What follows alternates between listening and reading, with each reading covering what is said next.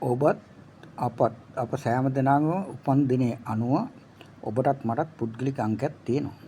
මේ ඔබගේ දෛව අංකය සමග පටලවා ගන්න එපා. පුද්ගලික අංකය යනු තමන් ඉපදුන දිනයයි. හොඳයි.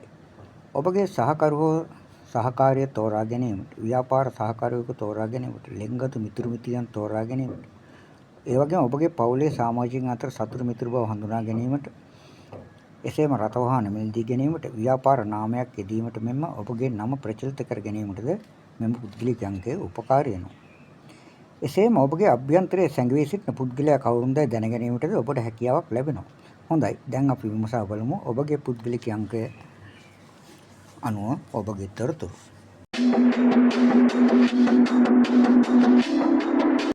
එකේ සිට 31 දක්වා ඕනෑම අංකයක් අවසානයේ දක්වා එකතු කරාම අපිට 1 සිට 9 දක්වා යම් ඉලක්කමක් එනවා. හොඳයි. ඔබගේ උපන් දිනයත් අවසාන ඉලක්කම දක්වා එකතු කර තනි ඉලක්කමකට ගන්න. ඉන් අනතුරුව අපි ඒ අංක සම්බන්ධයෙන් තොරතුරු විමසා බලමු. මෙහිදී ප්‍රථමයෙන්ම කියන්න ඕන අද මේ තොරතුරු ඉදිරිපත් කරන්නේ එක එක් අංකයන් සඳහා ඉතාම කෙටියෙන්. නමුත් ඔබට අවශ්‍ය කරන විස්තර මෙහි ඇතුළත්. හොඳයි. පුද්ගලික අංක 1. මෙම් පුද්ගලයා එඩිතරයි. ඒ වගේම කාර්යශූරයි. අහංකාර ගති තියෙනවා. යටත් වීමට අකමැති. නායකත්වයේ ගැන කටයුතු කිරීමට කැමැත්තක් දක්වනවා. එසේම සමූහයක් අතරින් නායකත්වයට මෙම අංක 1 එන පුද්ගලයන්ට නීතියෙන්ම හිමි වෙනවා. ව්‍යාපාරික ඥානය පවතිනවා. දියුණුවටපත් වෙනවා. දෙවියන් ඇදහිීම ප්‍රිය කරනවා. දැඩි මතධාරියෙක් වෙනවා. තමා අනිත් අයගේ ගෞරවය ලැබෙන ආකාරයට හැසිරෙනවා. නිර්මාණශීලී. බාධා කිරීමට කැමති නැහැ. මමත්වයට මුල් තැන දෙනවා. ඒ වගේම ඍජු ප්‍රතිපත්ති තියෙනවා. හොඳයි. දැන් බලමු අංක 2. මවුන් සෞම්‍ය පුද්ගලයා නිතරම සිත් රිදවා ගන්නවා. නිතර නීතියෙන්ම කඳුලක් ගන්නවා. ආදරය අවශ්‍යයි. මිනිසුන්ට ලෙන්ගති බොහෝ රැවටි වලට හසු වෙනවා. එබැවින් කල්පනාකාරී වෙන්න ඕන. ඔබගෙන් කෙනෙක් ණයක් හෝ භාණ්ඩයක් ගත්තට ඒ නැවත ලැබෙන්නේ නැහැ. ලැබේ නම් බොහෝ කල් ගත වෙනවා. ශාරීරික වශයෙන් දුර්වලයි. කම්මැලි වෙනවා. නව සොයා ගැනීම වලට පෙළඹෙනවා. තමාගේ බලය පෙන්වන්න යන්නේ නැහැ. අහිංසකයි. සිතේ තබාගෙන තනියම කල්පනා කරනවා. කෙලින්ම අදහස් ප්‍රකාශ කිරීමට බියක් දක්වනවා. දැන් බලමු අංක 3. මෞනිතා බුද්ධිමත්. එක අරමුණක් කරා යනවා. අවසානයේදී ජීවිතේ ජය ගන්නවා. පරාජය ලැබීමට අකමැති. අඩියෙන් අඩිය දියුණු වීමට උත්සාහ ගන්නවා. න්‍යාය ධර්ම ප්‍රිය කරනවා. ජ්‍යොතිෂය වාස්තු විද්‍යාව වැනි ශාස්ත්‍රීය විෂයන් කෙරෙහි ඇලුම් කරනවා. ගුප්ත විද්‍යා කටයුතු ප්‍රියයි. ඒ වයින් ජයග්‍රහණ ලබනවා. මොවුන් කිසිවිටක දෙවෙනි ස්ථානය ලබා ගැනීමට අකමැති. අනිත් අය පාලනය කිරීමට දක්ෂයි. හෘද සාක්ෂියට එකඟව කටයුතු කරනවා. නීතිය තමා විසින්ම තමයි සකස් කරගන්නේ. එය අනිත් අය අනුගමනය කළ යුතුයි. එයා සිතනවා. ඊතා ස්වාධීන පුද්ගලයා මුදල් හරි හම්බ කර ගැනීමට දක්ෂයි. මුදල් සෙවීමට විවිධ උපක්‍රම භාවිතා කරනවා. ඒ වගේම එයින් ජය ගන්නත් හැකියාව ලැබෙනවා. හොඳයි. දැන් අපි බලමු අංක 4. මොවුන් බොහෝ විට සමාජයට විරුද්ධව ක්‍රියා කරනවා. මුදල් ගැන තැකීමක් නැහැ. මුදල් යහමින් තිබෙන විට වියදම් කෙසේ කෙලේදයි ඔවුන්වත් දන්නේ නැහැ. සෑම තර්කයකටම විතර්කයක් ඉදිරිපත් කරනවා. එබැවින් මොවුන්ට ටිකක් පිස්සු යන අනවර්ථ නාමයක් ලැබෙනවා. ලෞකික වශයෙන් සාර්ථක වීමට අපහසුයි. එසේ වුවහොත් ඊතා කලාතුරකින් තමයි එවන් තත්ත්වයක් උදා වෙන්නේ. ජීවිතයේ විවිධ පැතිකඩ ස්පර්ශ කරනවා. ජ්‍යොතිෂය ගුප්ත ශාස්ත්‍රයන් විෂයන්ට ප්‍රිය කරනවා.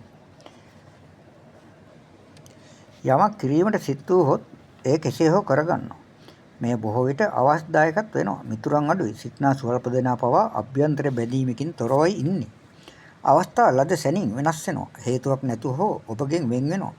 ඔබට දරා ගැනීම සත්‍යයක් තියෙනවා. එබැවින් දුෂ්කරතා මැද්දේ සිනාමුසු මුහුණින් සිට ප්‍රශ්න වලට මුහුණ දෙනවා. වයස අවුරුදු 35න් පසු තමයි ජීවිතය සාර්ථක වෙන්නේ. හොඳයි. දැන් බලමු අංක 5. මොවුන් ඊට බුද්ධිමත්. ඕනෑම කෙනෙකු ඇසුරු කළ හැකි. තීරණ ගැනීම වේගවත්. තීරණ ගැනීම විසින් මොවුන් මෙහෙවනවා. සෙමින් සිදුවන වැඩවලට කැමති නැහැ. මුදල් ඉක්මනින් ඉපෙවීමට හිතනවා. නිතර වෙනස් වෙන සුළුයි. ඕනෑම වැඩක් කරගෙන යාමේදී එම වැඩේ නවතා වෙනත් වැඩයකට අත ගහනවා. ඒ වැඩක් නැහැයයි සිතයි. මෙම අංකයේ තිබෙන දුර්වලතාවයක්. ආතතියෙන් පෙළෙනවා. අලුත් අදහස් නිර්මාණ ඉදිරිපත් කරනවා.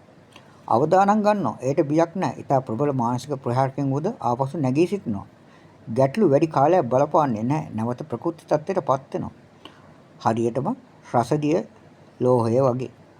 හොඳට හොඳයි. නරකට නම් කිසි අයෙකුට අවවද්දී හොඳ කළ නොහැකි. මුරණ්ඩුයි. නමුත් මොවුන්ගේ චරිතයේ හොඳ නම්‍යතාවයක් තියෙනවා. ඉව පවතිනවා. එබැවින් මොවුන්ට ලේසියෙන් කෙනෙකු රැවටිය නොහැකි.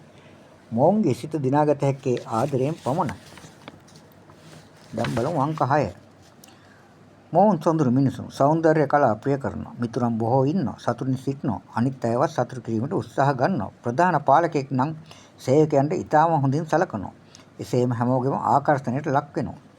විශේෂයෙන්ම විරුද්ධ ලිංගයන් කෙරෙහි නැඹුරුවක් දක්වනවා. ඉතා අධිෂ්ඨානශීලීව කටයුතු කරනවා. ආදරයට අවංකව ආදරය කරනවා. ඒ වගේම තමයි අලංකාර ඇඳුම් ඇඳීම, ආභරණ පැළඳීම, අලංකාර නිවාස නිර්මාණයට විශේෂ හැකියාවක් තියෙනවා. අන්‍යයන්ගේ ඊර්ෂ්‍යාවට ලක් වෙනවා. කෝප වූත් මරණය දක්වා සටන් කරනවා. අභියෝග ජය ගැනීමට දක්ෂයි. විරුද්ධ ලිංගිකයන් නිසා සැකයටත් අපකීර්තියට ලක්වීමේ ප්‍රවණතාවය මේ අයට තිබෙනවා. හොඳයි. දැන් බලමු අංක 7. මොවුන් සංවේදී පුද්ගලයන්. මිතුරන් ඇති කරගන්නවා. ඔවුන්ට රැවටෙනවා. මුදල් ගන්දුවලදී ප්‍රවේශම් වෙන්න ඕන. ණයක් දුන් විට ඒ ආපසු ලබා ගන්න අමාරුයි. සංචාරයට ප්‍රිය කරනවා. ස්වාධීන පෞරුෂයක් ඇති ප්‍රබල කලාත්මක හැකියාවක් පෙන්눔 කරනවා. ලේඛනයේ කාව්‍යකරණ චිත්‍ර වැනි ශිල්ප ප්‍රගුණ කළ හැකි. කුමන ශිල්පයේ ප්‍රගුණ කළත් දාර්ශනික ආකල්ප සිතේ පවතිනවා.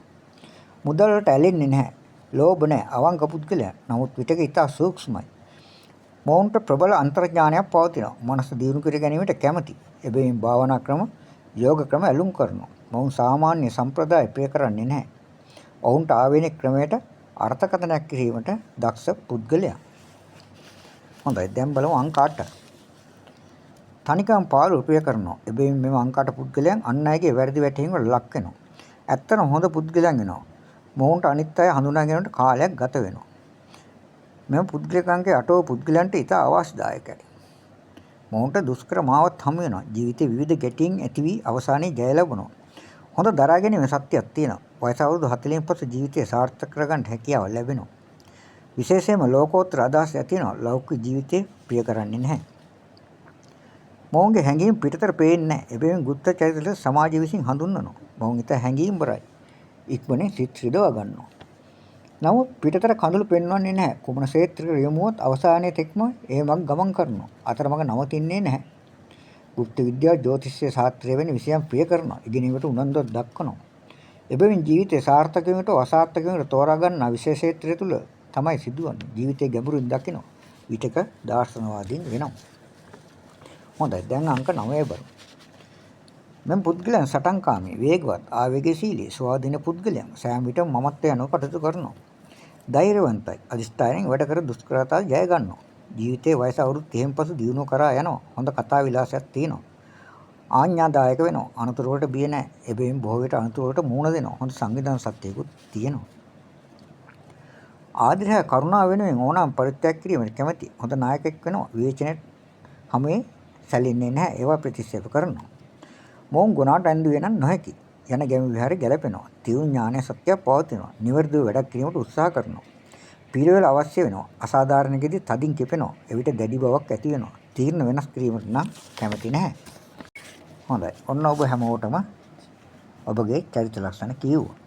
ඔබට හැකි ඔබගේ උපන් දිනය අවසානයේ දක්වා එකතු කර ඒන ඉලක්කයට අනුව ඔබගේ චරිත ලක්ෂණ පිළිබඳ සොයා බලන්න. ඒ සත්‍යයේද අසත්‍යයේද එවිට ඔබටම වැටහෙයි. මෙම තොරතුරු ගෙනාවේ අංක විද්‍යා ජ්‍යොතිෂය තුලින්. ස්තුතියි ඔබට.